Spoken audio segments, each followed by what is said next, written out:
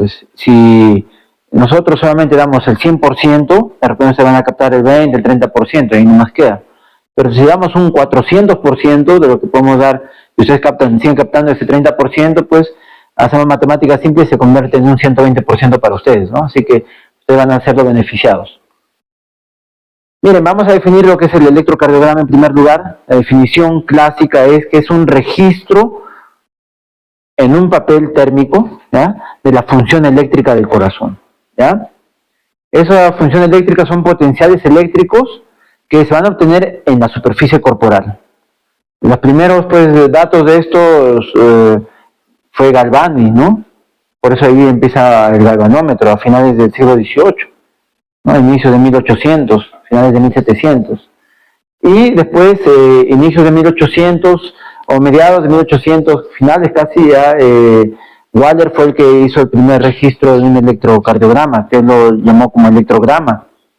Hasta pues que finales del siglo XIX, Einthoven asiste a una de sus conferencias y él capta, ¿no? Capta la idea, y es así que en 1893, que fue conmemorativo pues ahí de donde es él en Holanda, se tiene que fue el primer registro de un electrocardiograma casi convencional, ¿no? Y también la creación del electrocardiograma, ¿no?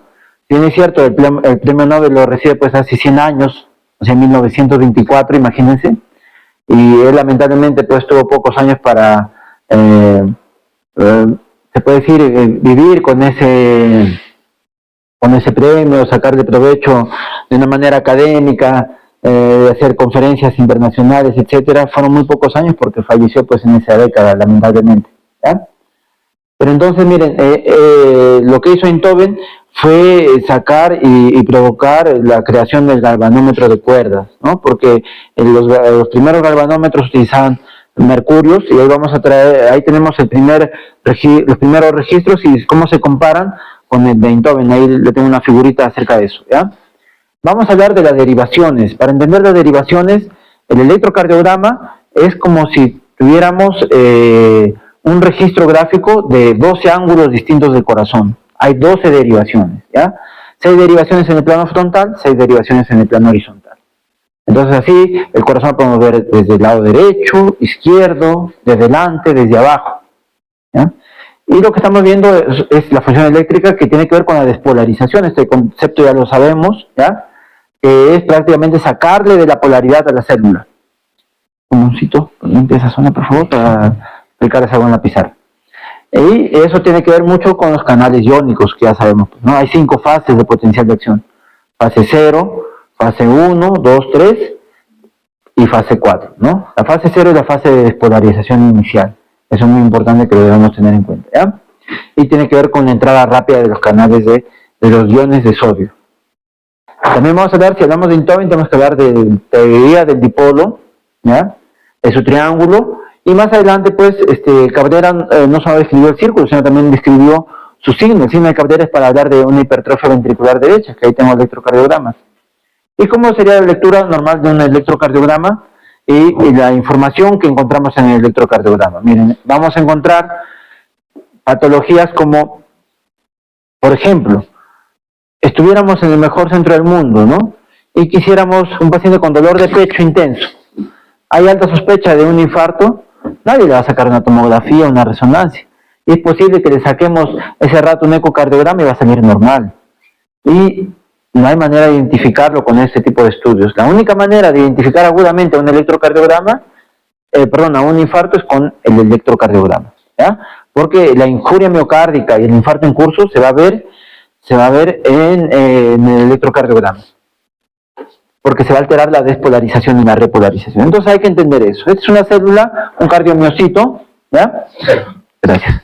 Y miren, ya sabemos que lo que está dentro es el líquido intracelular, lo que está afuera es el líquido extracelular, que es el medio interno de esta célula, ¿no?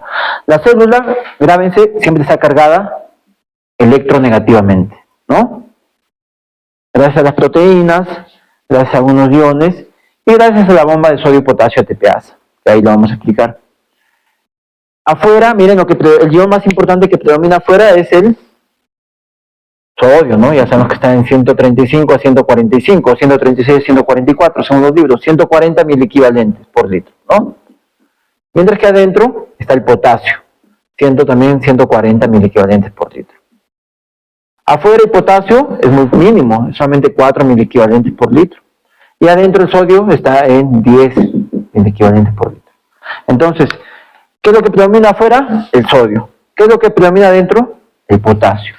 De tal manera que nosotros, ya sabemos ustedes pues que Klaus Bernard ya lo explicó esto bien claro, ¿no? Que siempre vamos a tratar de llegar a la homeostasis, ¿ya? Él explicó del medio interno, miren, y si quisiéramos llegar a la homeostasis, pues el sodio tendría que estar en 75-75. Entonces, ¿qué va a pasar? El sodio va a querer entrar por difusión simple. Por una diferencia de concentraciones, lo que está haciendo 40 hacia afuera va a entrar y va a tratar de llegar a ese 75-75.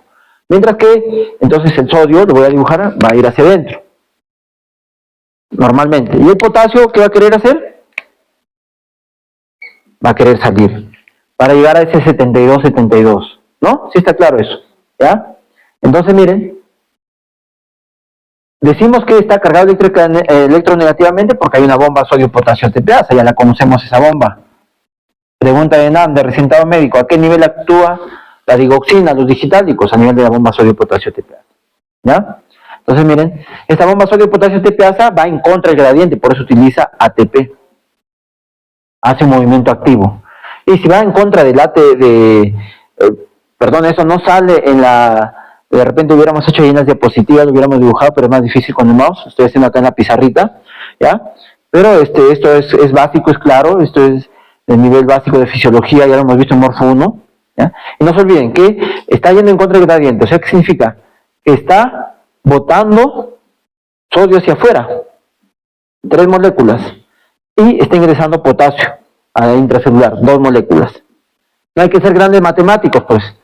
Si está botando 3 positivos y está ingresando 2 positivos, por diferencia, ¿qué está botando? Un positivo hacia afuera, ¿no? Esta bomba de sodio y potasio ATPasa está constantemente botando un potasio hacia afuera.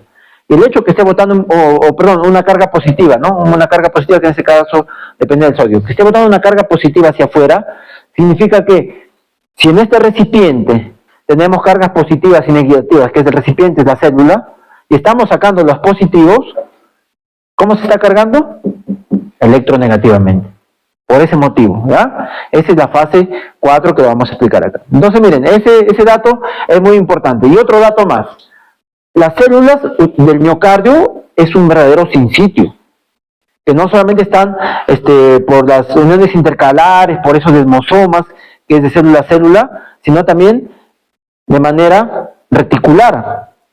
O sea, tiene una conexión en serie y en paralelo. ¿Y eso qué tiene importancia? Que forma como un verdadero sinsitio. ¿Y qué es un sinsitio?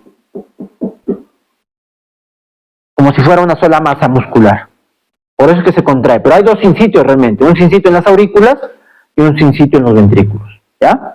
Entonces, esto es muy importante porque después, cuando hablemos de vectores, no vamos a tratar de identificar célula por célula, sino vamos a identificar 3 vectores. Un vector que sería para las aurículas, un vector que es para los ventrículos y un vector de repolarización. ¿Ya? Y miren, el vector tiene una cabeza que va a ser usualmente positivo y una cola que va a ser usualmente negativo. Entonces, si vemos a la cabeza del vector, se va a hacer una deflexión positiva. Y si vemos la cola, se va a hacer una deflexión negativa. ¿Se puede hacer lo contrario? Claro, como es una máquina, lo configuramos. En este caso, ahora es más fácil de configurar porque ya no utilizamos los galvanómetros, ¿no? Pero ya por convencionalismo se ha quedado así. Porque lo podríamos configurar al revés. Pero eso ya por convencionalismo se dice que cuando vemos la cabeza del vector, va a ser una deflexión positiva hacia arriba, ¿ya? Y si vemos la cola del vector, va a ser una deflexión negativa. Y ahí se va a hacer las famosas ondas P, el complejo QRS y la onda T de repolarización, ¿ya? Entonces, ahora sí que ya esa parte en la pizarra tiene que estar bastante clara. Empezamos. No se olviden, les dejo acá, de repente en la exposición anterior no lo puse, pero recuerden que el ciclo cardíaco no solo tiene que ver con la parte mecánica, no solo tiene que ver con los volúmenes, no solo tiene que ver con la sincronización de las válvulas, si no tiene, con la circulación coronaria, sino es todo un conjunto que también tiene que ver con el sistema de conducción. Para que suceda la sístole y diástole, la onda P, donde empieza el sistema cardiolector, prácticamente empezamos en diástole. La contracción auricular es la parte final de la diástole, no se olvide. ¿Ya? Entonces tiene que haber toda esa interrelación donde se sucede la sístole y la diástole continuamente. ¿Ya? Ya sabemos esto, miren. Ya les expliqué hace un momento cómo es que la presión del ventrículo izquierdo que está en rojo le tiene que ganar a la aorta para que se pueda dar esa eyección. ¿Ya? Se puede dar esa eyección y sacar el volumen, ¿no? Acá es solamente para ver las presiones, ¿ya? Y miren, y después, después de la fase eyectiva, tiene que bajar la presión, tiene que relajar, la relajación isovolumétrica, para que la aurícula izquierda le gane al ventrículo izquierdo en este caso, ¿ya? Y empieza a llenarse, ¿no? Empieza a llenarse. No se olviden que al inicio de la contracción isovolumétrica se cierra la mitral y la tricúspide. Y al inicio de la relajación isovolumétrica se cierran la aorta y la pulmonar, de tal manera que este cierre de la aorta y la pulmonar, que estaban abiertos cuando se cierra, produce el segundo ruido cardíaco, ¿no? El cierre de la mitral y tricúspide produce el primer ruido cardíaco. El primer ruido cardíaco entonces está en el punto C, vamos a ver la figurita en C, miren, y fíjense acá, como al principio de la contracción isovolumétrica, de lo que estaba en diástole se estaba llenando, se cierra la válvula mitral, ¿ya? Ahí, ¿lo ven? Es la aurícula, el ventrículo y acá está la aorta. Se cierra y se produce el primer ruido cardíaco. Acá, S1, es el inicio de la sístole. Y fíjense, a nivel de la E, que sería el segundo ruido cardíaco, después de que ya se dio la eyección, acá se dio la eyección, ¿verdad? Se cerró, ¿ya? Y se produce el segundo ruido cardíaco.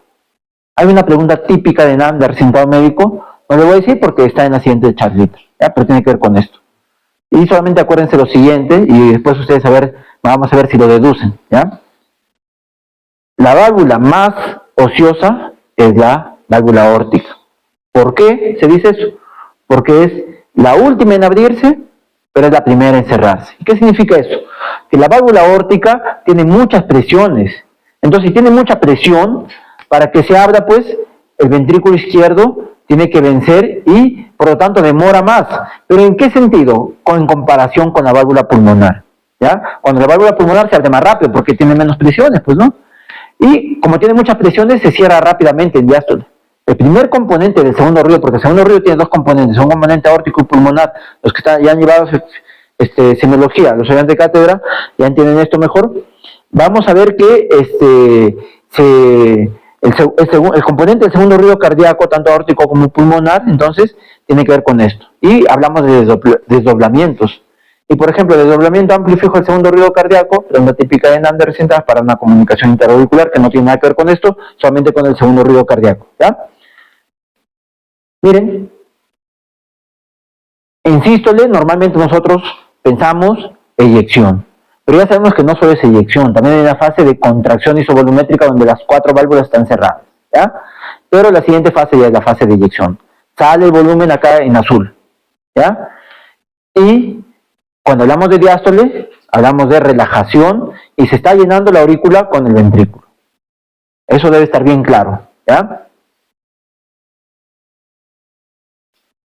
Miren, el sistema de conducción también, ya les expliqué, empieza en el nodo sinusal y para comunicarse con el nodo B, vías internodales Bachmann-Wenck-Bachitorel, el nodo de Aschoff-Tawara o nodo auriculoventricular está en el triángulo de Koch, acá en el crus cordis, y es el único punto donde se unen las aurículas con los ventrículos. O sea, si este punto se bloquea por algún motivo, un infarto, qué sé yo, las aurículas siguen latiendo a 80, 90 latidos por minuto, mientras que los ventrículos empiezan a latir a 30, 40 por minuto. ¿Qué significa eso? Significa pues que estos son verdaderos cerebros, verdaderos marcapasos cardíacos, donde el marcapaso principal es el nodo sinusal y prácticamente tiene una frecuencia cardíaca entre 60 a 100 latidos por minuto. Y va a comandar, gracias a esto empieza a comandar, pero si este fallara, empezaría el siguiente marcapaso. Y este va a 40 a 60 latidos por minuto realmente el nodo AB. Pero ¿qué pasa si empieza a fallar? Puede empezar ahí abajo en el haz de His, puede empezar en el mismo ventrículo, y si empieza en el mismo ventrículo, el latido es más lento, va de 30 a 40 latidos por minuto. ¿Ya? Hay diferentes morfologías de potencial de acción según la localización de las células cardíacas y su representación en el EKG es secuencial. ¿Ya? Esto es más claro que el agua. Si no lo entienden, no se preocupen, lo vamos a volver a explicar lentamente. ¿Ya? Miren, esto es, el nodo sinoauricular siempre va a empezar así, pero recuerden acá, miren, el potencial o la curva del potencial de acción que ya conocemos no es acá el clásico, porque acá faltan pues la fase 1, la fase 2, acá de presente 0 y fase 3 y 4.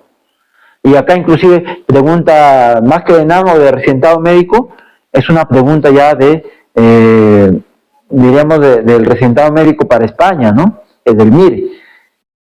¿Qué tipo de canales son los que producen la despolarización? Entendiendo que, miren, acá está la fase 0, que ya conocemos, en el epicardio ventricular, en el miocardio ventricular. La fase 0 es por canales de sodio. Entonces, ¿qué pasa eso? Lógicamente, gracias a que hay esta entrada pasiva del sodio, porque hay una entrada pasiva de sodio, siempre va a haber, tratar de llegar a ese 75 va a querer llegar. Entonces, como hay esa entrada lenta de sodio, llega a un punto que se llama potencial umbral. Normalmente está en menos 90 milivoltios acá, en potencial de reposo, acá la célula miocárdica, y de pronto llega hasta el potencial de umbral, que suele ser menos 40 milivoltios, y se da la ley del todo o nada, empieza la despolarización. Y yo les he explicado siempre, ¿no? Imagínense que todo este salón es una célula miocárdica. Y por las puertas, pues afuera hay más sodios, están entrando los sodios lentamente, hasta que se produce el potencial de acción, y cada puerta, acá solamente hay 4 puertas, son 4 canales de sodio, y una vez que se produce el potencial umbral, se produce el potencial de acción, empieza la despolarización, y eso implica los canales rápidos de sodio. ¿Y qué es eso? Que se abren todas las ventanas, se abre el techo, y todo se inunda de sodio, ¿ya? Y se vuelve positivo. Esto es la despolarización normal. Acá en el nodo sinoauricular no se produce eso. Se producen los canales lentos de calcio. Esa es la respuesta en esa pregunta de Mir. ¿Ya? ¿Por qué? Esa es para otra exposición, no nos interesa ahora, porque si no, no acabamos nunca. ¿Ya? Simplemente recuerden que este nodo sinoauricular es la despolarización en la aurícula derecha, que luego contagia, entre comillas, a la aurícula izquierda y se forma la onda P. Luego de eso, cuando va bajando, se produce un retraso en el nodo AB, de 100 milisegundos, usualmente 0.10 segundos, 2 cuadraditos y medio, y miren acá, esta pausita, después ya empieza a despolarizarse los ventrículos y empieza a producirse el famoso complejo QRS, ¿ya? Que tiene 3 componentes, un componente septal, un componente pared libre y un componente de las bases, por si tienen esa QRS. Y finalmente, en la parte final, después de la fase 1, 2 y 3, recuerden, la fase 1 y 3, tiene que ver con la apertura de los canales de potasio. Y si se abren los canales de potasio, ¿qué vamos a encontrar? Que el potasio, como ya les expliqué en la pizarra, va a querer también llegar a ese 72. Por lo tanto, va a querer, esos 4 miliequivalentes de afuera, va a querer llegar a 72, va a empezar a salir el potasio. Y si se sale el potasio, ¿qué pasa? Se va a cargar negativamente, porque ya está botando positivos hacia afuera. O sea, va a querer llegar a la repolarización. La polaridad de la célula, repito, siempre es negativa. Entonces, querer repolarizar a la célula significa regresarlo a su estado basal, que es negativo. Y por lo tanto, en ese caso, los potasios que están saliendo lo van a cargar eléctricamente hacia dentro del negativo, ¿no? Pero acá hay una fase meseta. ¿Por qué? Porque acá se compensa con la entrada de calcio. El calcio va a ser positivo, entonces hay una fase meseta, que es muy importante entender también la fase 2. Y la fase 4, pues, es la última, que es la potencial de membrana, ¿no? Entonces, miren, el automatismo. ¿Qué es el automatismo? Entonces, la capacidad de la célula cardíaca para iniciar su propia despolarización, lo que les acabo de explicar. Y recuerden, las células marcapaso tienen ingreso de calcio, le puedo sacar para que no se olviden, ¿ya? Y la bomba de sodio y potasio TPase tiene esta peculiaridad que lo va a cargar negativamente a la célula, ¿no? Yo que expliqué hace un momento. Ahora sí, esta frasecita es lo que les acabo de explicar al inicio de la charla. Cuando alcance el potencial umbral, no se olviden que empieza el potencial de acción, ¿ya? Y las células del nodo sinusal, su fase 4 es más empinada. De hecho, miren, esta fase 4 es más empinada, por eso es que tiene el marcapaso, lleva la conducción, la frecuencia cardíaca es más elevada. Un estímulo del sistema parasimpático va a hacer que sea menos empinada y se haga más bradicardia, ¿ya? Por ejemplo. Entonces acá está la bomba sodio-potasio TPase para que no se olvide en la fase 4. No tiene fase 1 ni 2. No se olvide el potencial de reposo membranas por esta bomba. La bomba sodio bota 3 sodios hacia afuera, miren, acá afuera hay bastante sodio, mientras que la fase, esta bomba bota 2 potasios hacia adentro, donde adentro es donde más predomina el potasio, ¿no? Que les expliqué hace un momento. Afuera pues hay 140 miliquivalentes de sodio con solamente 4 miliquivalentes de potasio, mientras que adentro sí predomina el potasio, ¿ya?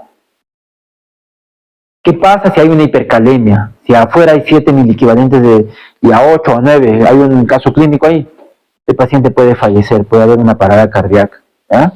Va a producir arritmias, es muy peligroso las hipercalemias. ¿Qué pasa si el sodio se va de su límite, en lugar de 140 llega a 160 miliquivalentes, una hipernatremia? Una hipernatremia significa que va a haber una deshidratación tremenda, ¿no? Porque el sodio va a empezar a jalar el agua para llevar este equilibrio osmótico, y eso ya es osmosis, y va a jalar agua de las células y va a deshidratar a todas las células. Es bueno en un paciente de repente que ha tenido pues una hipertensión intracraneana producida por un TEC, una hemorragia intracerebral o un edema cerebral difuso, y le damos bolos de hipersodio, ¿ya? Soluciones hipertónicas para deshidratar las células del sistema nervioso y que el paciente recupere pues el estado de conciencia, ¿no? Y no fallezca. Y eso está en su caso clínico de morfofisiología 1, no se olviden, ¿ya? Entonces miren, esta bomba de sodio y potasio TPasa es vital para lo que es el mantener ese potencial de reposo, porque al expulsar 3 sodios y al entrar 2 potasios, está botando un positivo hacia afuera. Y si bota un positivo hacia afuera constantemente, la célula está cargada electronegativamente, ¿no? Miren, ahí están las fases. El sodio en la fase 0 es lo más importante, la entrada rápida de sodio, ¿no? Y en la fase 1 y en la fase 3 tiene que ver con el potasio, en la fase 2 con la meseta del calcio, y en la fase 4, bueno, acá faltó lo que es la bomba sodio-potasio TPase, ¿no? Que está acá, miren. Esta fase 4 acá, la bomba sodio-potasio TPase, ¿ya? Acá está para que lo analicen, acá lo que les decía hace un momento, ¿no? El sodio va a querer entrar, mientras que el potasio va a querer salir. Por eso constantemente el sodio está entrando por esos canales lentos de sodio, hasta que llega a su potencial de umbral. Lo carga ya de menos 90, como se está entrando sodio, el sodio es positivo, ya saben ustedes, va a llegar a menos 60, 0, más 10, más 20 de repente, ¿no? Porque está cargando con sodio. Pero recuerden, cuando ya llega a menos 40, esta carga de sodio hace que se produzca la ley del todo o nada, el potencial umbral, y se despolariza rápidamente la célula. Ya eso hay que tenerlo claro, y eso ya no sale del complejo QRS. Miren, la onda P entonces tiene que ver con el nodo seno auricular, complejo QRS con el nodo AB, y en la parte final de esta onda, miren, esta curva eléctrica donde se produce la repolarización es donde aparece la onda T, ¿ya? En segmentos isoeléctricos no hay movimiento de canales que se produzca eso, ¿no? Hay una onda U a veces que se produce por hipocalemia, o a veces puede ser fisiológica, y hay intervalos. Del inicio de la P al complejo QRS se llama intervalo PR. Y cuando el intervalo PR está muy corto, se llama un síndrome de preexcitación. Hay algo que lo está preexcitando antes de tiempo. Y si está muy largo, se llama un bloqueo auriculoventricular de primer grado, ¿ya? Los cuadraditos, vamos a ver que el EKG es un papel milimetrado, los cuadraditos van de 3 a 5 cuadraditos, en este caso para el intervalo PR, cada cuadradito vale 0.04, o sea, va de 0.12 a 0.20 el valor normal de un PR. Eso lo vamos a entender después cuando hablemos de frecuencia cardíaca, cómo analizar frecuencia cardíaca, pero ya estoy dando esos datos. El QRS, menos de 3 cuadraditos, el intervalo QT, 10 cuadraditos en promedio, o sea, 0.40, ¿no? Esto es un EKG normal, ¿ya? Significado de las ondas está más claro: despolarización auricular, despolarización ventricular y repolarización ventricular, lo que acabamos de explicar. ¿Qué refractariedad? Miren, es una propiedad de la célula cardíaca para no responder a un estímulo que normalmente sí le daría para que se despolarice. Entonces hay un periodo refractario absoluto donde no llega a estimularse y un periodo refractario relativo. Esto es muy importante porque la célula se protege para que no se produzca arritmias, ¿no? Salvo en el periodo refractario relativo, que acá no está tan protegida, y cuando acá llega un estímulo puede producir taquicardias malignas, ¿ya? Eso queda bien claro cuando, por ejemplo, hay una arritmia y queremos aplicar un agente eléctrico hacia afuera al corazón, y de repente es una arritmia, una fibrilación auricular, y nosotros nos olvidamos, o una taquicardia paroxística supraventricular también, y nos olvidamos cuando vamos a hacer el choque eléctrico, nos olvidamos de aplastar el botón que se llama sincronización, ¿no? Nos sincronizamos y el estímulo de los joules, la descarga eléctrica, con este cardiodesfibrilador, lo puede dar en cualquier parte. Y si le dan este periodo refractario relativo, se puede dar una taquicardia ventricular polimórfica o torcida de puntas, ¿ya? En el periodo refractario absoluto nunca va a llegar porque siempre está protegido, pero este relativo sí está acá, en la parte final, mire. El periodo refractario absoluto acá está bien protegido, pero acá no. Por eso es que se produce el fenómeno R sobre T, que es muy peligroso. O sea, a este lado no debería llegar la de este choque eléctrico, es muy peligroso, ¿ya?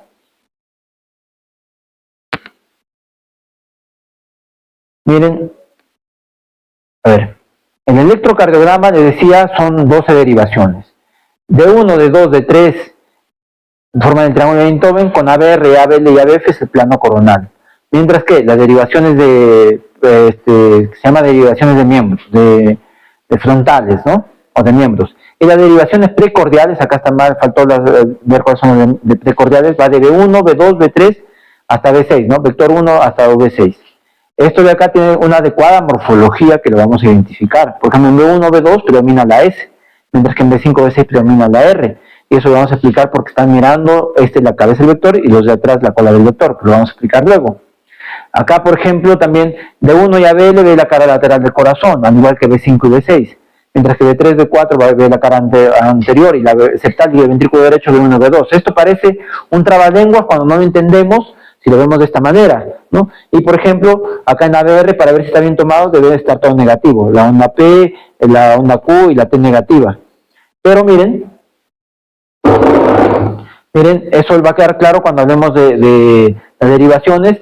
Y hay que recordar, por ejemplo, que de 2, de 3 ABF ve la cara inferior, y si ve la cara inferior ve lo que es la cara coronaria derecha. Por eso era importante también vincularlo con la parte anatómica que les explicaba hace un momento. Un infarto entonces de coronaria derecha lo vamos a ver en de 2, de 3 ABF. Pero también podríamos ver un infarto de la circunfleja en esta cara, de 2, de 3 ABF. Incluso hay un tip en el electrocardiograma que si está más elevado en D3, usualmente ya es coronaria derecha, ¿no? Cuando hay un infarto si está más pronunciado en la derivación de 3, es un infarto de coronaria derecha con compromiso del ventrículo derecho incluso. Para tomar un electrocardiograma necesitamos que el paciente esté, usualmente con la ropa totalmente liviana, sin correas, sin artefactos eléctricos, sin monedas, sin celular, ¿ya? Y pues en un ambiente que no haya ruido, un ambiente con un adecuado silencio, y vamos a colocar electrodos a nivel de las precordiales, a nivel del esternón, del precordio, y también las derivaciones de miembros a nivel de los tobillos y muñecas, ¿no? Entonces, derivaciones de miembros, no se olviden que hay bipolares y unipolares, de 1, de 2, de 3, son las bipolares que forman el triángulo de Einthoven, unipolares ABL, ABR y ABF, ¿ya? Y las precordiales todas son unipolares de B1 a B6. ¿Qué significa bipolar? Esto, miren, si en la derivación 1 es una flecha donde el componente positivo está a la izquierda y el componente negativo está a la derecha. Y Einthoven pues lo dijo así: hombro derecho, hombro izquierdo, pierna izquierda. Y el triángulo de Einthoven se forma así, por mis brazos y mi hombro a hombro. Así se forma el triángulo de Einthoven, donde acá está de 1, ¿ya?, que va hacia la izquierda, y de 2 y de 3 es facilísimo. Como ve, la pared inferior, ambos tienen que ser positivos hacia abajo. Viendo desde abajo. Foot es pierna, ¿no? Arm es brazo, por lo tanto, ahí sale ABR, ¿no? ABL, y bueno, ABF es con foot, ¿ya? Esto de acá sí son unipolares, solamente lo ven desde acá. Esto se ve como si fuera una tomografía, lo ve todo el recorrido del corazón prácticamente. Acá también lo ve todo el recorrido, empezando en negativo a positivo, mientras que acá solamente lo ve desde acá. Acá es como si el camarógrafo estuviera moviéndose y termina acá, ¿no?, de verlo. Y lo veo ver en esta parte.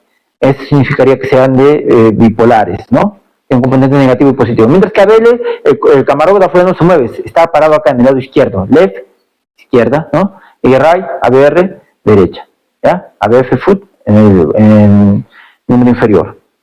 Entonces, miren, esto es importantísimo para, este es el triángulo de Einthoven con sus derivaciones, y estas son las precordiales. Líneas paraesternales, cuarto espacio intercostal, B1, B2, tanto izquierda y derecha, B4, línea medio clavicular, quinto espacio intercostal, B3 entre las dos, y B5, B6, en el quinto espacio intercostal, usualmente va en la línea axilar anterior y línea axilar media, ¿ya? No se preocupen, La exposición va a estar guardada en YouTube, me ha dicho acá los organizadores, así que ahí lo pueden volver a revisar más adelante, ¿ya? ¿Cuándo mirar B3R y B4R, que son derivaciones que no son estándar?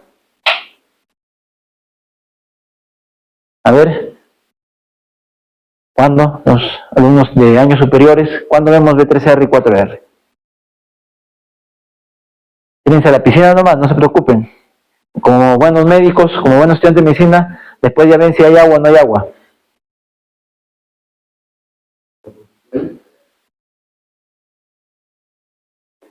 Sí, es cierto, cuando hay estroposición, en estrocardia, usualmente no solamente hacemos B3, B4, sino hacemos B5, B6, todas hacemos ahí, ¿ya? Tomamos un estándar y invertimos todos para verificar que acá está el corazón, ¿sí? Cuando hay estrocardia va a aparecer eso. Pero B3R y B4R usualmente solamente queremos ver ventrículo derecho. Cuando hay un infarto de ventrículo derecho, o sea, cuando hay infarto en pared inferior con compromiso de ventrículo derecho, siempre hay que hacer B3R y B4R, porque si no lo hacemos no vamos a ver si hubo compromiso de ventrículo derecho, ¿ya? ¿Qué decía la ley de Einthoven? Que hay que conocer dos vectores para calcular el tercer vector. Acá está su triangulito, entonces si conocemos B1 y B2, vamos a calcular B3. Eso es lo que nos decía Einthoven, y gracias a esto se ganó el premio Nobel, ¿no? Pero no se ganó el premio Nobel realmente por esto, o sea, ¿qué pasó que le demoraron tanto en ganar el premio Nobel? Porque si esto ya sacó sus primeros electrocardiogramas desde 1893, y recién recibe el premio Nobel en 1924, ¿qué pasó para que aparezca? Si él ya en sus primeros inicios hizo 5.000 electrocardiogramas, ¿no? Lo que pasó fue que en esa década de 1920 se vio que había diferentes usos para el electrocardiograma con diferentes patologías.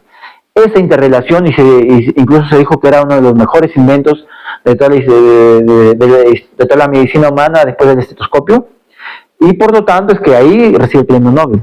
¿Ya? O sea, por la repercusión que recibe. No es por esto, si no hay cosas, los matemáticos sacan mejores vectores incluso, ¿ya?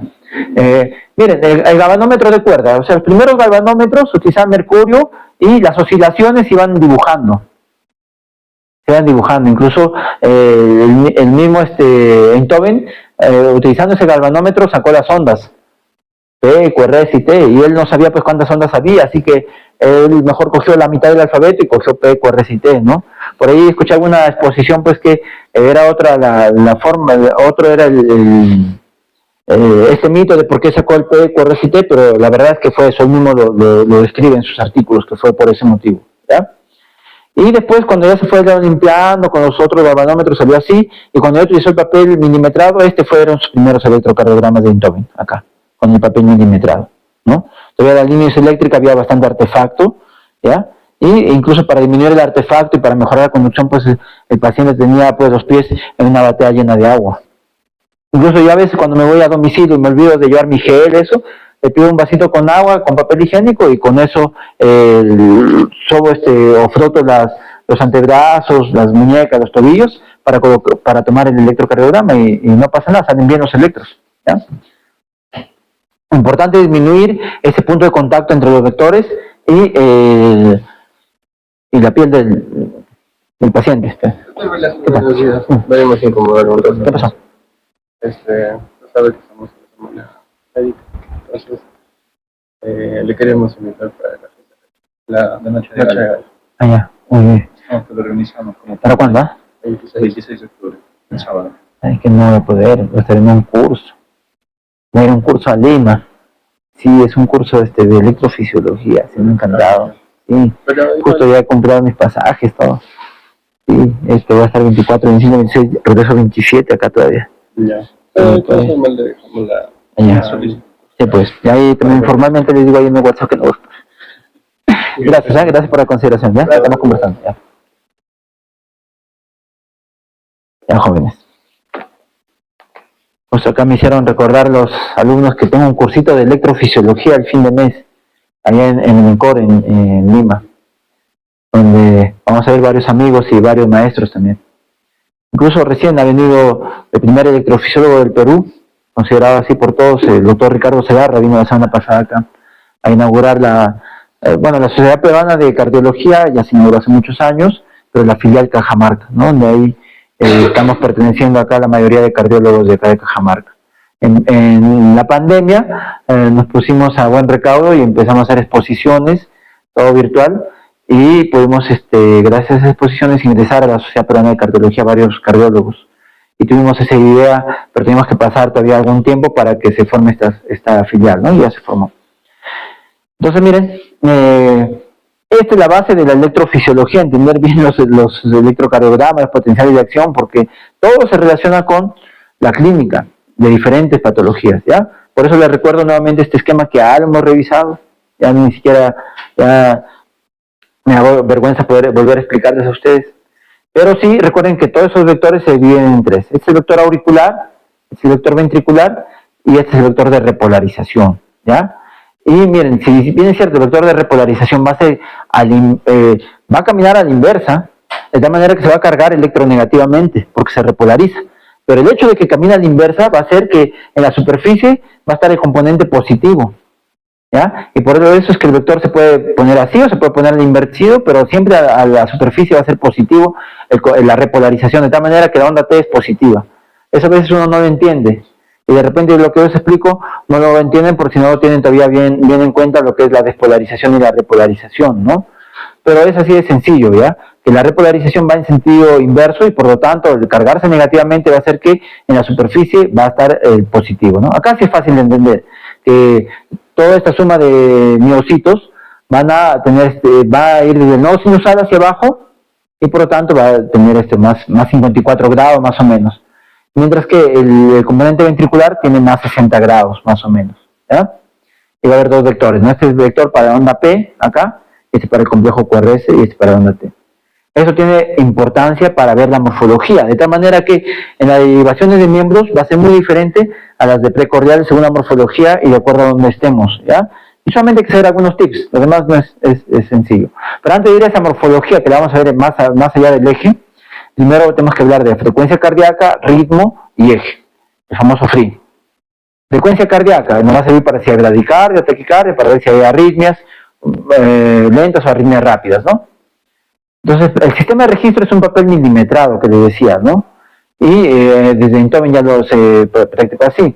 Y se vio que el papel va a ir a una velocidad de 25 milímetros por segundo. Los americanos han llevado muchos años a 50 milímetros por segundo, pero no es lo estándar, es 25.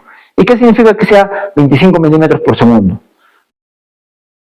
Ahora le voy a explicar eso, pero antes de ir a eso, el eje vertical ve el voltaje, ¿ya? Esto es muy importante para ver si está bien calibrado. Que tenemos que ver dos cuadrados grandes que tengan 1 milivoltio. Y así miren, dos cuadrados grandes, como cada uno vale 0.1, dos cuadrados grandes son 10 de estos 0.1 sería 1 milivoltio, ¿ya? Y cada 5 cuadrados se va remarcando más. De tal manera que miren, ¿ya? Si le decía que había 25 milímetros por segundo, no nos va a interesar los 25, sino lo que se agrupa de 5 en 5, sería 5 cuadrados grandes. Si hay 5 cuadrados grandes en un segundo, en 60 segundos, ¿cuántos cuadrados habrá? Si no han ingresado a medicina, si no saben eso de ahí. Repito, hay 5 cuadrados grandes en un segundo. En 60 segundos, 300, ¿verdad? 60 por 5, 300 cuadrados. Entonces, ¿eso qué implicaría? Implica, miren, ¿ya? Implica que si hubiera un complejo QRS en este cuadrado grande, en el siguiente cuadrado grande, en el siguiente cuadrado grande y en el siguiente cuadrado grande, no hay que ser grandes matemáticos para decir, pues, que ¿cuántos cuadrados grandes hay en un minuto? Ya les dije, hay 300. ¿Cuántos complejos QRS habría?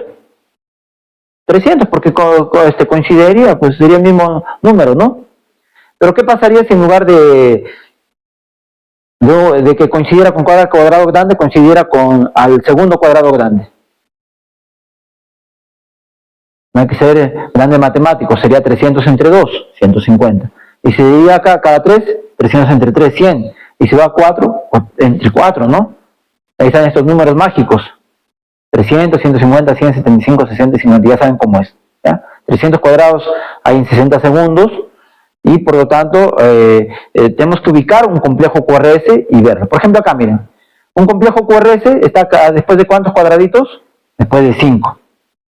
Entonces, si yo sé que hay 300 cuadrados grandes en un minuto, ¿cuántos complejos QRS habrá? Si aparece cada 5 cuadrados, 300 entre 5, 60.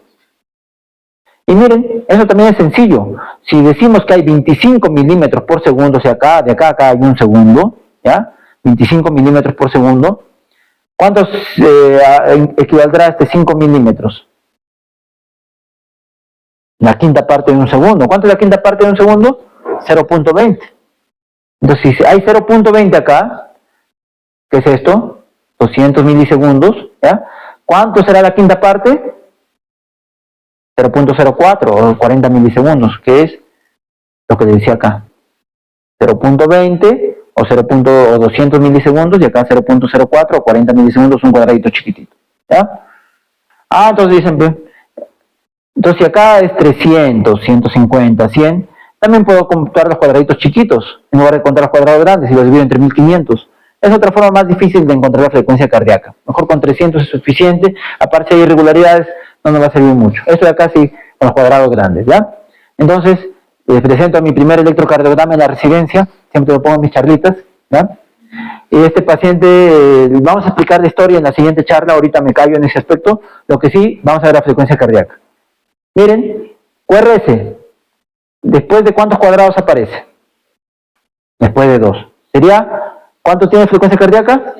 150, muy bien. Eso lo pasamos a la siguiente charla, ¿ya?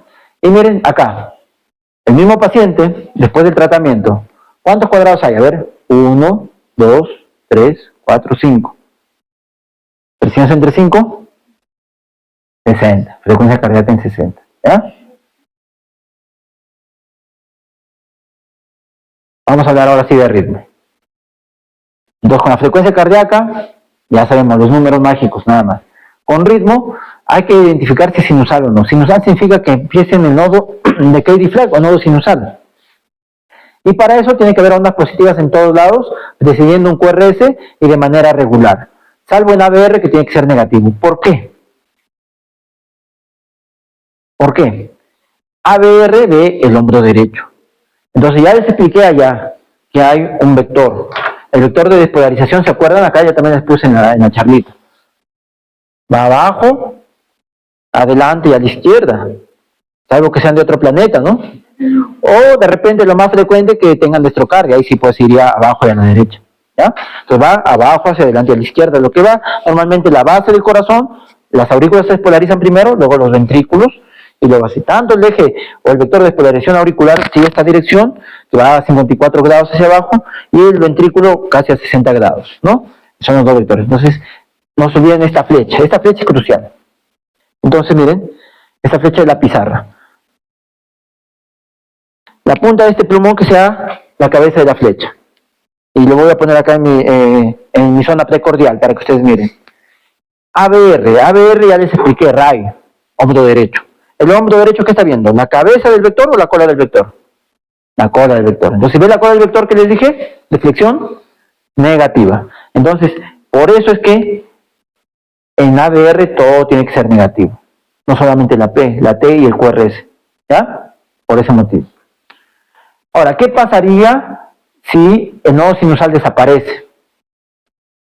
Un infarto, una disfunción del nodo sinusal, de repente el paciente mayor de edad, mayor de 70, 80 años y ya tiene este tipo de patologías. ¿Qué pasaría? A ver. Ya, pero ¿qué pasaría? ¿Quién empieza a comandar? El nodo auriculoventricular. El nodo auriculoventricular, ¿ya? Y por lo tanto desaparece la onda P. ¿Ya? Eso lo vamos a entender bien. Entonces no se olviden, el nodo sinusal tiene diferente morfología a una célula muscular clásica donde están todas las fases. Eso no se olviden. Y son diferentes canales para la despolarización, acá de calcio y acá es de sodio. ¿Ya? Y usualmente los potenciales de membrana también, acá es el del nodo sinusal no está a menos 90 milivoltios, sino está más arriba, menos 60 usualmente. ¿Ya? Es más empinado lo que les dije, ¿no? Por eso es que se despolariza. Pues. En cambio, cuando ya empieza a comandar el ventrículo, si falla el nodo AB, empieza a comandar el ventrículo y va a ir más lento incluso, porque su fase 4 es más horizontal y es más electronegativo incluso, va a demorar más en polarizarse, en despolarizarse. Y miren, acá pasa eso, ya no hay onda P, ¿lo ven? Ya no hay onda P. De frente hay un complejo QRS y onda T por acá, ¿sí? Acá están las derivaciones que hemos hablado, las de miembros, de 1, de 2, de 3, del triángulo de Einthoven, ABR, ABL, ABF, right, left, foot, ¿sí?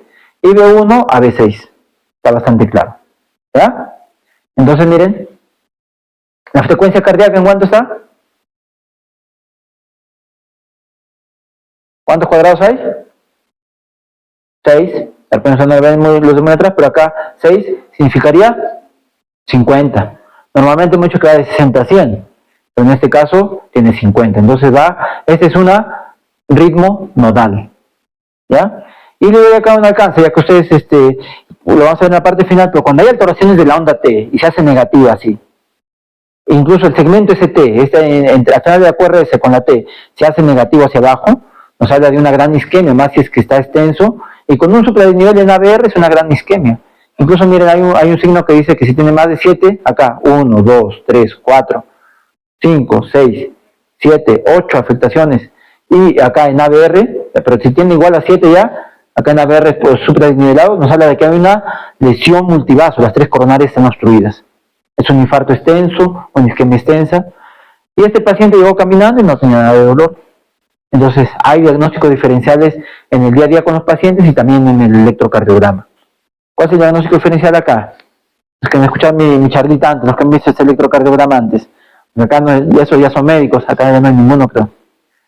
Entonces, por bien de la charla, felizmente, no lo van a saber la respuesta, pero ya les digo, este ritmo nodal se puede dar por intoxicación digitálica, el exceso de digoxina, y bien lo dice que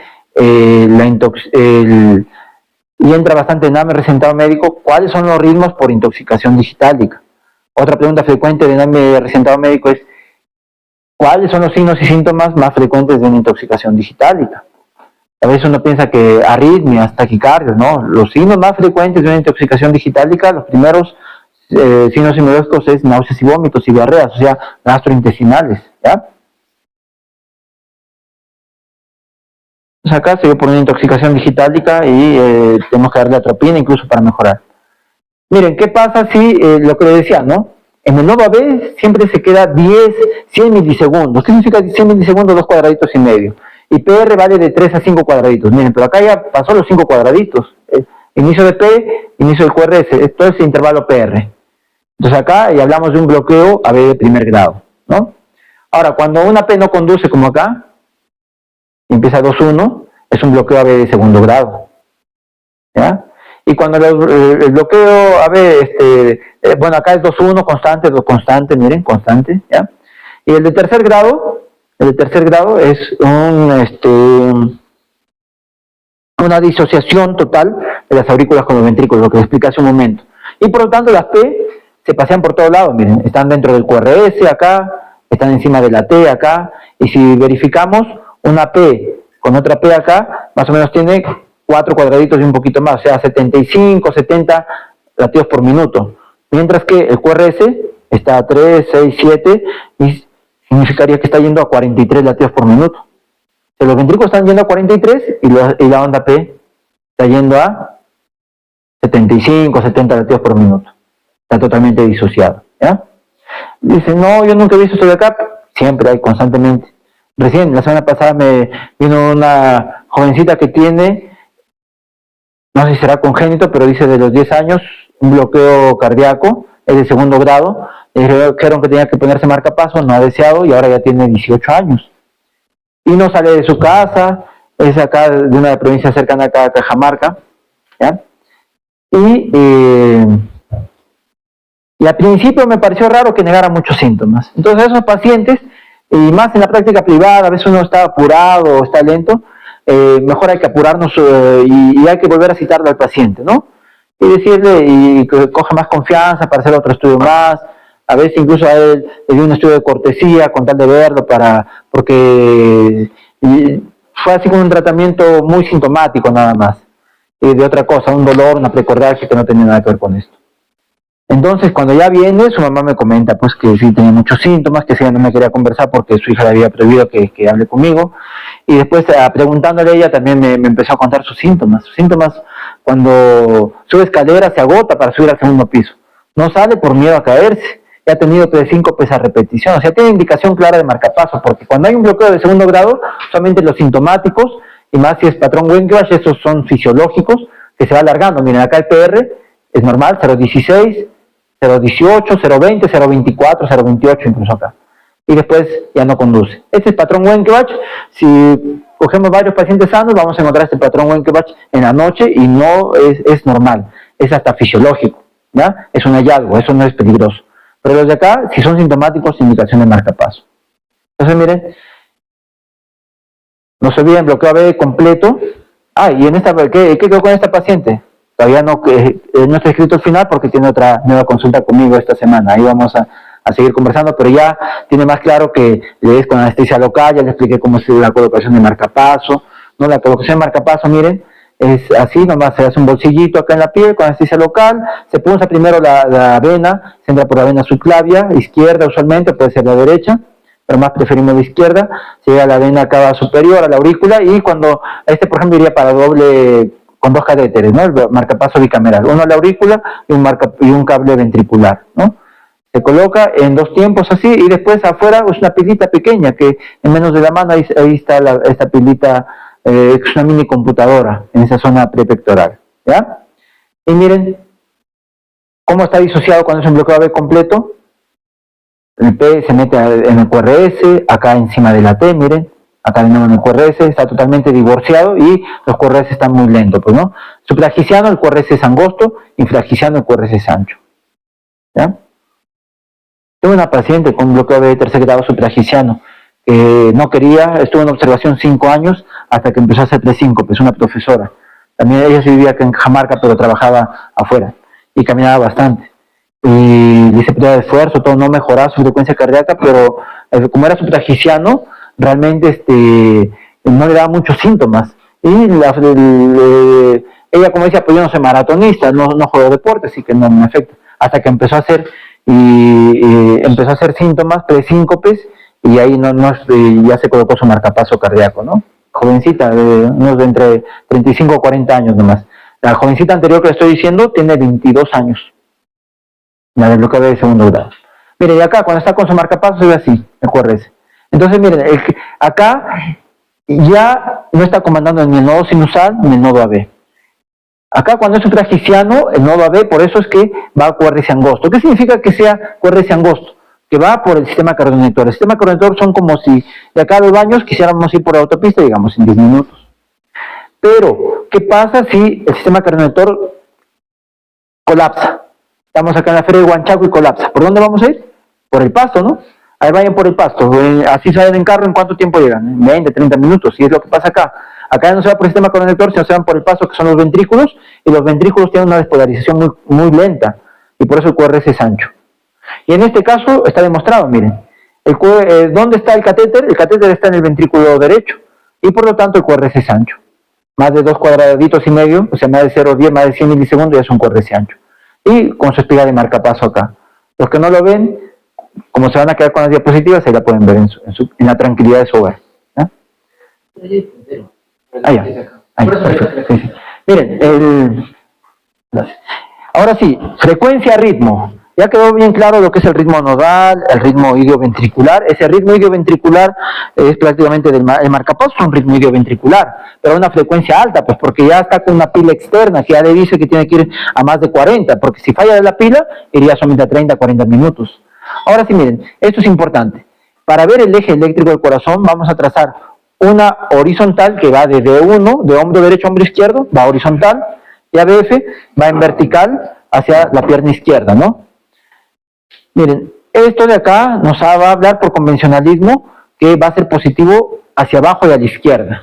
¿Por qué? Porque también, como les dije, es una máquina, podremos calibrarlo hacia atrás, hacia la derecha, etcétera, pero está calibrado así. ¿Por qué? Porque cuando nosotros dividimos al cuerpo humano, miren, obsérvenme, dividimos al cuerpo humano en 4 cuadrantes, ¿en qué cuadrante está el corazón? Si acá el tórax lo dividimos en 4 cuadrantes, está en el cuadrante inferior izquierdo, ¿no? Entonces, D1 va a ser positivo a la izquierda y ABF va a ser positivo hacia abajo. No se olviden ese dato, después vamos a explicar. ¿Qué pasa si D1 se vuelve negativo? Está el eje desviado a la derecha. ¿Qué pasa si ABF se vuelve negativo? Está desviado a la izquierda, y si ambos, es un eje indeterminado. ¿ya? Entonces miren, D1 está acá, positivo a la izquierda, y ABF, como nace del centro hacia abajo, es positivo hacia abajo. Entonces esas dos se toman. Hay varias maneras de sacar el eje, la más isoeléctrica, la que tiene más fuerza vectorial, ¿ya? Pero y lo más fácil, lo más sencillo es D1 y ABF para entender cómo se hace esa desviación del eje a la derecha. Entonces acá, D1, miren, está a 0 grados y ABF está a más 90 grados. O sea que esté en 30, 60 es lo normal. Y lo más común es que esté en 60 a nivel de D2. Acá se forma un triángulo equilátero, los matemáticos, acá se van a divertir y van a sacar que, por ejemplo, acá de 2 está a más 60 grados, de 3 está a más 120 grados acá, ¿ya? Y también ABR, ABL está a menos 30 y ABF está a más 150 grados. La siguiente, no nos interesa todo esto de acá, nos interesa simplemente D1 y ABF para obtención del eje eléctrico, ¿ya? Cuando estén en clínicas, de repente, por ahí, quizás, pero incluso los que hacen emergencia, solamente más práctico lo tienen con D1 y ABF, que esté en verde, que esté en positivo. ¿Qué pasa si D1 se vuelve negativo? Ya no va a estar en el cuadrante verde, estaría en el cuadrante azul. O sea, el corazón realmente tenga destrocardia. O lo más común, quizás un paciente con un problema pulmonar crónico que hizo que el ventrículo derecho creciera, un cor pulmonar. Menos común, pero muy frecuente en emergencias, cuando hay una disnea súbita, o sea, una sensación de falta de aire, de ahogo súbito, y si se asocia a síncope, y si estuvo viniendo de Trujillo y se pasó hasta Cajabamba, o acá en Cajamarca incluso, y se cayó, bajó del carro, sintió la disnea y se cayó, se sincopeó, típicamente de una tromboembolia pulmonar aguda, y va a desviar el eje a la derecha, D1 se vuelve negativo, y ABF sigue siendo positivo. Pero ¿qué pasa si ABF es el que se vuelve negativo? Este paciente probablemente ha tenido un infarto y la zona anterior ya no funciona y se despolariza hacia atrás. O lo más común, un paciente hipertenso con una cardiopatía hipertensiva, una hipertrofia ventricular izquierda, donde D1 es normal, pero ABF es el que se altera. Y si ambos tienen, no es nada, de repente simplemente es una alteración eléctrica o es una cosa muy severa, como vemos, por ejemplo, en cor pulmonar también. La siguiente. Miren, D1 positivo, ABF positivo. D1 va a tener ambos van a tener esta morfología. ¿Qué vemos? El QRS.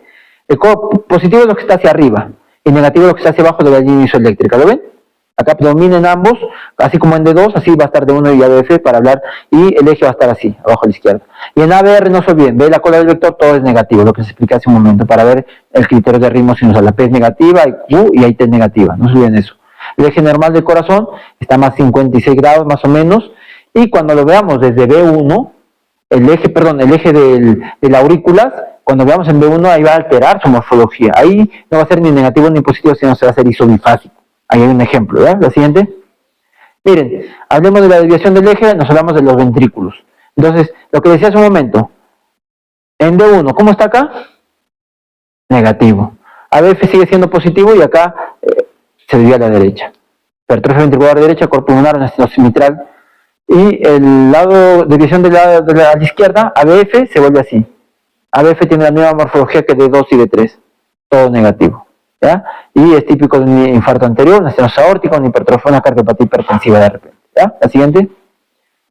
A ver, nuestro primer caso clínico, en ejemplo, acá están las derivaciones de miembros y las derivaciones precordiales, ¿ya? Frecuencia cardíaca, ¿en cuánto está la frecuencia cardíaca? Hay 3 cuadraditos y un poquito más. 100 serían 3 cuadraditos. Como hay un poco más, o un poco menos, perdón, casi en 2 sería 150. Acá se divide de 100 a 150 cada uno en 10, como tiene 2, 120. Taquicardia, ¿es sinusal o no es sinusal? Vamos a ver el ritmo. ¿Tiene onda P o no tiene onda P? ¿Sí? Y se antecede por QRS. En ABR, ¿la onda P es negativa? ¿Sí? Sí, es negativa. Con T y hay una marcada onda Q. Entonces ritmo sinusal. El eje, ABF positivo, ¿sí? D1, positivo o negativo. Negativo. Entonces en eje, desviado a la. No se olviden, D1 es parte superior del triángulo de Einthoven. O sea, sería de mi hombro a mi hombro. D1. D2, mi brazo derecho, D3, mi brazo izquierdo. Mírenme todos. Entonces, de 1 sería de hombro a hombro. De 1 que ve, ¿ya? Horizontal. Entonces, normalmente hemos dicho que es positivo y va a estar en el cuadrante hacia la izquierda, ¿verdad? Hemos dicho, en la parte inferior izquierda es normal. Retrocede, por favor. No, retrocede. Acá. Nosotros estamos mirando de frente y normalmente hemos dicho que, ¿por qué es normal este cuadrante? Que de 1 sea positivo hacia la izquierda, a este lado. Es normal, ¿por qué? Porque todos tenemos el corazón a la izquierda, les dije. Si se salvo que sea en otro planeta, te dan dextrocardia, ¿no? ¿Sí? Y ABF hacia abajo, estamos viendo hacia abajo, positivo, porque tenemos hacia abajo el vector de despolarización. Ahora sí, cuando yo veo de 1, yo estoy viendo esto, el vector horizontal. Y si en este caso es negativo, ya se hizo hacia el brazo derecho. O sea, el paciente tiene una dextrocardia, puede ser que sí. Y alguna vez en mis bromas así yo le dije, no, acá tomaba mal el electrocardiograma, vuelvan a tomar. No creo que el paciente tenga dextrocardia, era una gestante. Tenía dextrocardia. ¿No? Tenía dextrocardia. ¿Sí? Y era una gestante que iba a dar a luz, estaba haciendo su río quirúrgico, no sabía la paciente. Nunca se había hecho sus controles, todo un tema. Miren, de 1 entonces, negativo, desviación del eje a la derecha. Yo veo acá que hay una desviación del eje a la derecha. ¿Por qué? La siguiente, también no nos interesa. Siguiente, si no, no vamos a acabar, si les explico por qué, ya. Ahora sí. Eso vamos a ver en la última exposición, ¿ya? Para que se queden, si no se van a ir. Miren acá. Frecuencia cardíaca. Hay 4, 75. Más, incluso hay casi entre 3 y 4, más 75 a 100, sería de 5 en 5, acá serían 90 más o menos, porque hay 2 y aquí hay 3, ¿ya? Una forma así que ya aprendí, ¿no? Pero ustedes, si cuando hay así, pueden sacar 1500 entre número de cuadraditos con su calculadora si quieren, ¿ya? Pero lo importante es que está entre 75 y 100, a 90 exactamente. ¿Qué más? Aparte de la frecuencia, el ritmo. ¿Tiene P? Sí, tiene P. En ABR, sí, miren acá la P negativa, está bien, excelente. El eje, de 1 positivo, ¿está bien? Hemos dicho que siempre tiene que ser positivo. ABF, positivo o negativo. Negativo, a ver, dale a clic. Entonces miren, dale clic, ahí. No se olviden, ¿ya? Y después ya eso lo vamos a ver después, más adelante en la clínica, pero acá miren. El ST está súper elevado. ¿Lo ven acá? Es más, ya no existe onda R. Se llama amputación de la onda R. Cuando hay amputación de la onda R es como si todo el miocardio de la parte anterior se quedó sin funcionamiento. Ya no hay zonas que se despolaricen, porque la R es despolarización, ¿se acuerdan? Ya no hay despolarización en los ventrículos, en la pared anterior extensa. ¿Quieren saber de este paciente? Lo voy a explicar en la siguiente clase, ¿ya? Pero es un paciente diabético que hizo cetoacidosis diabética, que no le tomaron el electrocardiograma cuando ingresó a la emergencia. La siguiente. Entonces, miren, la aguja inscribe una deflexión positiva o negativa dependiendo si el electrodo está mirando la cabeza o la cola del vector. No se olviden, ¿ya? Si ve la cabeza, carga positiva, una despolarización positiva, y si ve la cola, negativo, ¿ya? Y esto es asociado a la teoría del dipolo de Einthoven que hemos explicado. La siguiente. Y miren, eléctricamente hacia adentro está cargado negativamente. Positivos en amarillo, miren, empieza a positivizarse porque entra los canales de sodio. Estamos en la fase de despolarización. Entonces el vector está yendo de izquierda a derecha. Perdón, de derecha a izquierda, no mirando de frente. Así está yendo el vector, ¿ya? De tal manera, cuando veamos la cabeza del vector, hace una deflexión positiva. Y si vemos la colita, una deflexión negativa, ¿ya? En la repolarización, hemos dicho que es al revés, se empieza a repolarizar al revés, ¿ya? Porque empieza a cargarse negativamente. Pero la cabeza del vector siempre va a estar acá, en este punto. Siempre mirando a las cargas positivas, porque se empieza a repolarizar. Pero la repolarización es eso, que se carga negativamente. Pero va a demorar en negativizar. El último que se va a negativizar es la parte del epicardio que le denominamos, ¿ya? La parte anterior. Por eso es que la repolarización también hace una deflexión positiva a nivel del epicardio, ¿ya? A nivel de la pared anterior. No se olviden, la isquemia afecta a la repolarización. Por eso es que una isquemia va a provocar P negativas. ¿La siguiente? La morfología, miren, de la P, de la T, ya dije que en todos es positivo excepto en ABR, eso está claro, ¿verdad? Porque ABR del lado derecho. Ahora, para entender el QRS hay 3 vectores, subvectores. el vector del septum, que es el primero, el vector de la pared libre, que es el segundo, y el pared de las bases. Esto no es para electrofisiología, pero eso nos va a demostrar de que cómo veamos el Q, la formación del R y la formación del S para el complejo QRS, si es que estamos viendo, por ejemplo, de B4, B5, ahí se ve mejor, ¿ya? En cambio, en B1 no vamos a ver una onda Q, miren, ¿ya? Ahí es casi imposible ver una onda Q porque prácticamente estamos viendo la cabeza del vector. Por eso tiene diferentes morfologías el QRS, dependiendo si lo vemos de la izquierda, de la derecha, o de adelante, ¿no? O de atrás. La siguiente. Y acá a esto yo quería llegar. La siguiente. El vector de despolarización va hacia adelante y a la izquierda. De tal manera que hacemos que B1 y B2 son líneas paraesternales, cuarto espacio intercostal. ¿Qué ve B1, B2? ¿La colita o la cabeza? La cola. Por eso es componente negativo. ¿Y qué ve B5, B6? La cabeza. Por eso tiene el componente positivo. ¿Sí? Y así tiene esta morfología normal. Se llama progresión adecuada de la onda R. La onda R va apareciendo y va haciéndose grande. Por eso en B1, B2 predomina la S y en B6 predomina la R. Por eso he puesto mayúscula y acá mayúscula, ¿ya? Y esto se explica por la teoría del dipolo y cómo va viajando esto de los vectores. Ahora sí toma más sentido esto de acá, ¿no? La siguiente. Ahora, para ver hipertrofias es lo mismo. Las hipertrofias es lo mismo de lo exagerado, es lo normal pero exagerado. Y la izquierda. Y la hipertrofia ventricular derecha es lo contrario. La siguiente. Analicemos. Antes de eso no se olviden, en ABR ve todo el hombro derecho, tanto la aurícula lo ve alejándose y al ventrículo también, y por lo tanto hace P, hace Q y predomina la T también, incluso para la repolarización lo ve al revés. Por eso todo es negativo, ¿ya? En los demás suele ser positivo. Miren qué bonito se forma la cuerda S, cómo cambia la T, depende desde qué ángulo lo estemos mirando, ¿ya? La siguiente. Este ya lo conocemos, es el paciente anterior que tiene el eje desviado a la derecha, pero ahora nos interesa evaluar las precordiales. A ver, precordiales. En B1, ¿qué debería predominar? Si ve la cola, la S. Pero acá predomina la R, al revés. Y en B6, ¿qué predomina? La S, pero debería predominar la R, porque ve la cabeza del vector. Entonces, acá el vector me dice que está hacia la derecha. Y es cierto, ya lo sabemos, pues, es un eje desviado a la derecha. Ponle el siguiente. Hemos dicho que es un eje, ¿lo siguiente? Es un eje desviado a la derecha. Y es por una hipertrofia ventricular derecha, miren, porque para ver las hipertrofias vemos B1 hasta B6. Tenemos que analizar esta adecuada progresión. En este caso el eje está desviado a la derecha y fíjense acá el plumón, lo voy a poner acá en mi corazón, en mi zona precordial, en lugar de irse abajo a la izquierda, en este paciente está así, abajo y a la derecha. ¿Y por qué ha hecho esta hipertrofia ventricular derecha? Que es un paciente con estenosis mitral, ¿ya?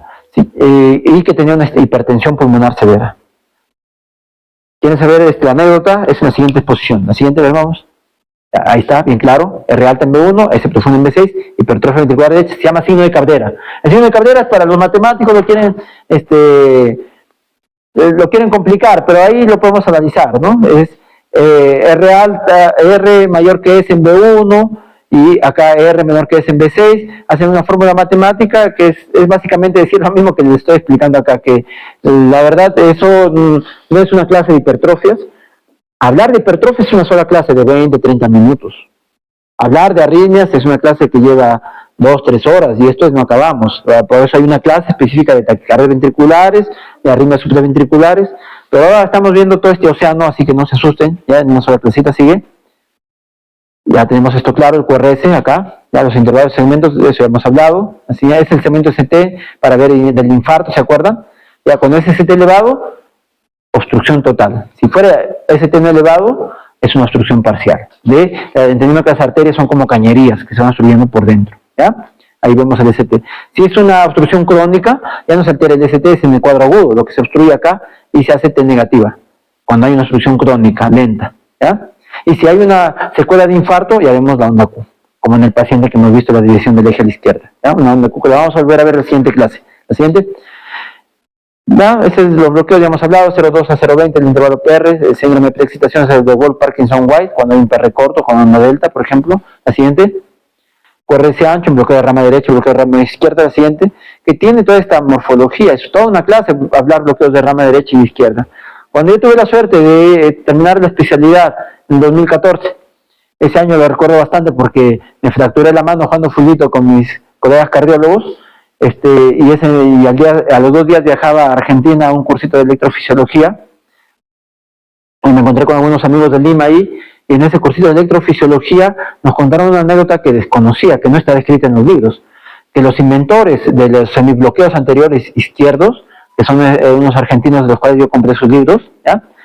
Ellos viajaron por toda Sudamérica y viajaron por toda Europa dando charlas de esos semibloqueos. Fue, dice, alucinante cuando Rosenbaum también, ya fallecieron muchos de ellos, hicieron toda una estrategia hablando de esto, de las de Higgs, y sentaron la base de la electrofisiología. Y está bien claro ellos cómo lo explican el bloqueo de rama derecha, cómo se forma este RR', ¿ya? Porque acá se bloquea esta ramita, miren. Por lo tanto, todo viaja por el lado izquierdo, o sea, primero se contrae el lado izquierdo y luego se contrae el lado derecho. Hablando de contracción, este punteado, esta sombra roja, sería la contracción, ¿ya? En cambio, en un bloqueo de rama izquierda, ¿qué se contrae primero? Como está bloqueado el lado izquierdo, se contrae primero el derecho, ¿no? Y mirándolo bien, de B1, B2, del lado derecho, B5, B6, el lado izquierdo. Por eso es que las orejitas de conejo, como de mora, se ven B5, B6 cuando hay un bloqueo de rama izquierda, y en bloqueo de rama derecha, las orejitas de conejo, que demora más, se ven B1 y B2. ¿Ya? Tienen toda su explicación, que de repente ahorita algunos lo entendieron, otros pareció un trabalenguas, pero no se preocupen, simplemente acuérdense esto. Orejitas de conejo en B1, B2, B1, B2 ve el lado derecho, bloqueo de rama derecha. Orejitas de conejo en B5, B6, B5, B6 del lado izquierdo, bloqueo de rama izquierda. ¿Ya?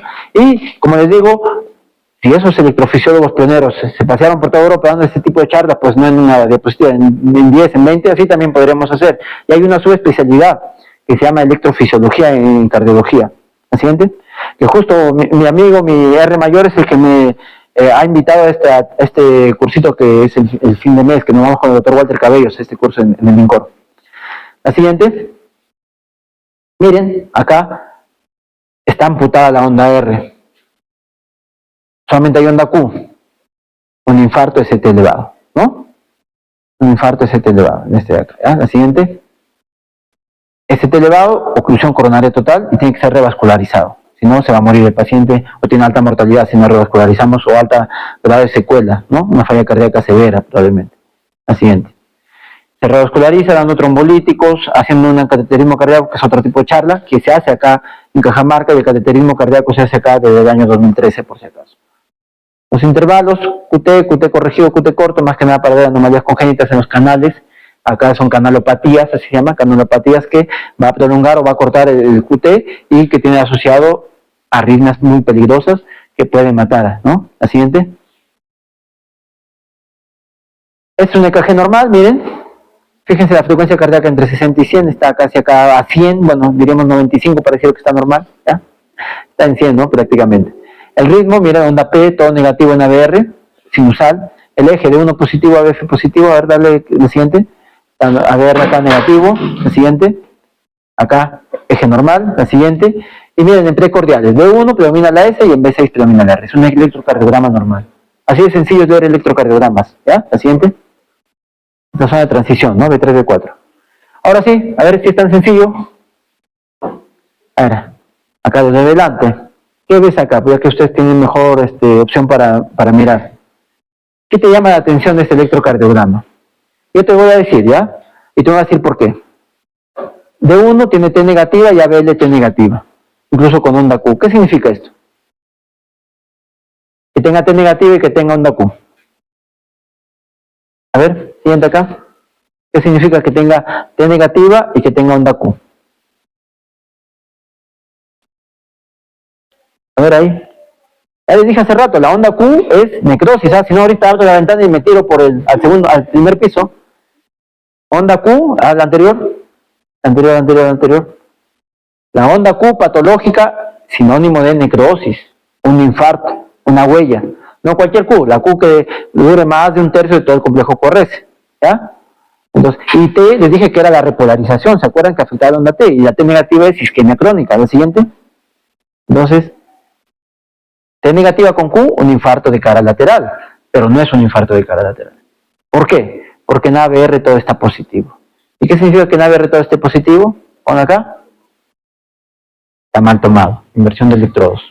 A veces me dicen así, doctor, a ver, puede ver este electro de la estación del riesgo quirúrgico, parece que ya tiene un infarto, pero es un paciente joven, asintomático. Ah, no, pues está mal tomado simplemente. Invierte los electrodos, ya está. Y nos ahorramos de irnos de madrugada a verlo al paciente, ¿no? Ahora con la tecnología de WhatsApp. Ahora el siguiente. Miren, acá. Frecuencia cardíaca, ¿no? Y cuando veamos algo así, ese rato solamente deben pensar ustedes en mi charla de exposición, dijo que vamos a ir en orden. Porque acá, ¿qué veo? Veo un montón de cosas y puedo mirar una hora y me asusto, ¿no? Acá lo que tenemos que ver es el orden. El orden es frecuencia, ritmo, eje. Entonces vamos a empezar por frecuencia. Tiene dos cuadraditos, 150.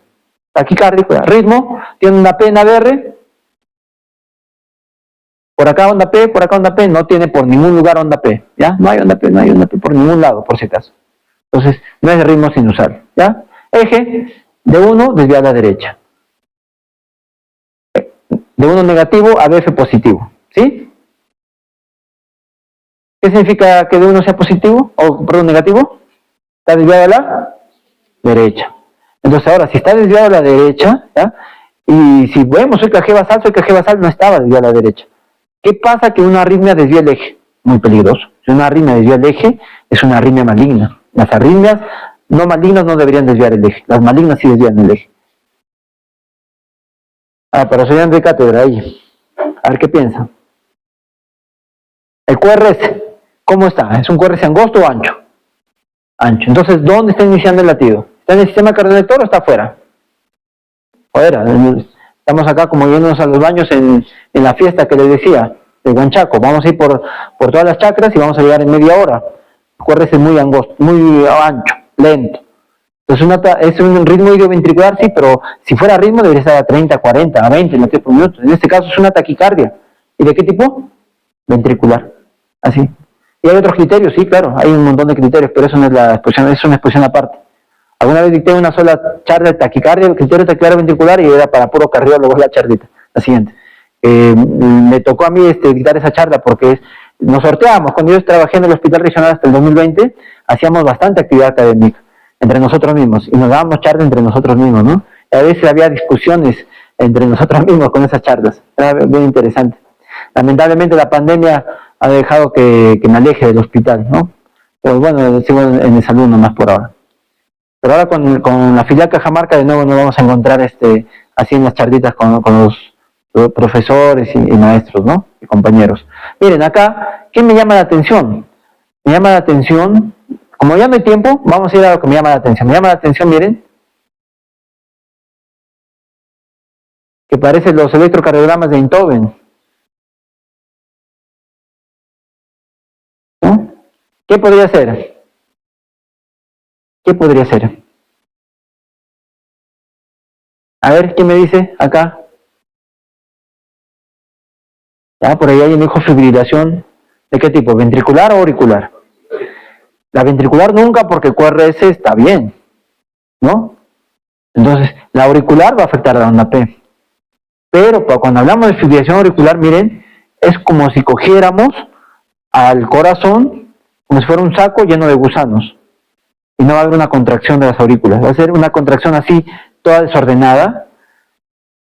Pero cuando se contraiga una onda P muy cerca al nodo sinusal, va a demorar en llegar al nodo B. Pero ¿qué pasa si se despolariza una que está cerquita al nodo B? Va a llegar muy rápido. Por lo tanto, va a empezar a ser todo desordenado. Va a haber ondas que llegan inmediatamente al nodo B y por lo tanto el QRS va a ser así, miren, que llega rapidísimo. Y luego va a demorar otras, ¿ya? Y va a ser totalmente RR irregular. Y siempre yo les he dicho a todos, desde que enseñaba semiología y medicina interna, si alguna arritmia tienen que aprendérsela, es la fibrilación auricular. ¿Por qué? Porque es la causa más frecuente de que bote infarto cerebral en los pacientes con cardiopatía. Esto no es pues una fibrilación auricular, el RR está regular. Claro. También, pero acá ya se nota la onda P, miren, se nota mejor. Es simplemente que el paciente estaba pues con sus monedas en el bolsillo, y por lo tanto, ahí está. Tiene sus artefactos en esta zona de conducción. En la línea isoeléctrica se nota mejor. A la de abajo. Acá si miren, hay un desorden mayor, es diferente arriba, ¿no? ¿Y qué pensarían ustedes acá entonces? Otra vez no es fibrilación auricular. ¿Por qué? Porque es muy regular. Es muy regular. El paciente, o bien pues ustedes han sido desconsiderados y lo han dejado 10 minutos ahí con paños menores ahí echados y en tremendo frío y está temblando de frío, o de repente tiene Parkinson y pasa esto. Es un movimiento es un artefacto por movimiento, ¿ya? Pero el RR sigue siendo regular y por ahí aparece las ondas P, ¿ya? ¿El siguiente? Bueno, acá ya les di el diagnóstico, ya es más de lo mismo al anterior, la TV monomórfica, hay polimórficas. A ver ahí. A ver, dame un zoom por fuera acá. Sí. ¿Qué les llama la atención de acá? ¿Qué les va a llamar la atención? Ahí me llama la atención algo muy importante, miren. Cuando nosotros vamos a ver un paciente con un dolor torácico muy agudo, y a veces no se altera la AST, y a veces no se altera no se altera muchas cosas, lo primero que se altera es la onda T. Se hace muy picuda. En isquemia hiperaguda. Pero también, la onda T, ¿de qué nos habla? ¿De qué electrolito? Potasio. Entonces acá, ¿qué es esto de acá? No es hipercalemia. Siempre acuérdense que cuando ustedes ven un electrocardiograma tienen que ver que sea milimetrado y tienen que ver la velocidad y tienen que ver esto. Tiene que estar simplemente a 10, está a 20. Está mal calibrado. ¿Ya? A la siguiente, siguiente, acá dale un zoom. Ah, no se puede dar zoom acá. Y miren, cuando yo veo T muy pequeñas, corres muy pequeños, incluso acá, ese es mi diagnóstico diferencial que a los médicos internistas siempre les ha emocionado cuando les he dicho, oye, parece que ese no es un hipotiroidismo, a ver, y sale que es un hipotiroidismo, ¿ya? Es porque tiene aplanamiento de las ondas T, corres pequeños, y así, y si tiene bradicardia, y si tiene piel fría, otros signos, ya, pues, ¿no? Pero este de acá no es que sea hipotiroidismo, simplemente que está mal tomado. A 5, tiene que estar a 10, ¿ya? La siguiente. Creo que ahí terminamos la charla. A ver, la siguiente. Ah, no, esas de ahí son muy... Ese para el siguiente caso clínico. La siguiente. Es para el caso clínico. Porque ahorita, a ver, ¿cuántos? ¿Qué hora es? 11 y 10, 12. Y si ya no, ya ese para el caso clínico porque ya yo solamente puedo hacer las 11:30. Ahí en la siguiente lo tengo haciendo charlita. ¿Ah? También.